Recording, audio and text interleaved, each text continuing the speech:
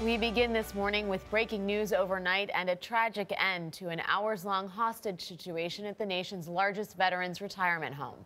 Authorities in Napa County, California, say the suspect, an Army veteran, and 3 women were found dead in a room at the facility in Yountville, north of San Francisco. The victims, identified as Christine Lober, Dr. Jennifer Golick, and Dr. Jennifer Gonzalez, all worked for a nonprofit that helps veterans of the wars in Iraq and Afghanistan. Carter Evans is in Yountville. Carter, good morning. Good morning. The suspect is identified as Albert Wong. He's a decorated former infantryman.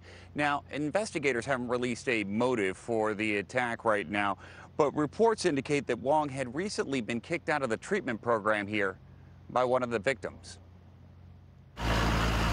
Napa County Sheriff's deputies were called to the Veterans Retirement Home of Yountville just after 10 a.m. on Friday. Investigators said the suspect, Albert Wong, made his way into an employee party, then, brandishing an assault rifle, took 3 women hostage and started shooting. He was armed with an M4 style rifle, 15 to 30 shots fired against the deputy.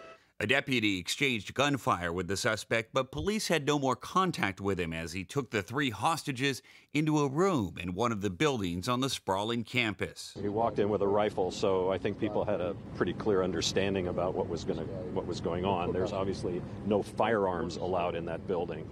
The home stayed on lockdown for nearly 8 hours, but after failing to establish contact with Wong, police made their move. Law enforcement personnel made entry into the room where we felt the hostages were being held by the suspect, and unfortunately made the discovery of 3 deceased females and 1 deceased male suspect. Military records show Wong was awarded 5 medals and a badge for marksmanship while serving in the Army. He spent 1 year in Afghanistan during his 3 years of active service.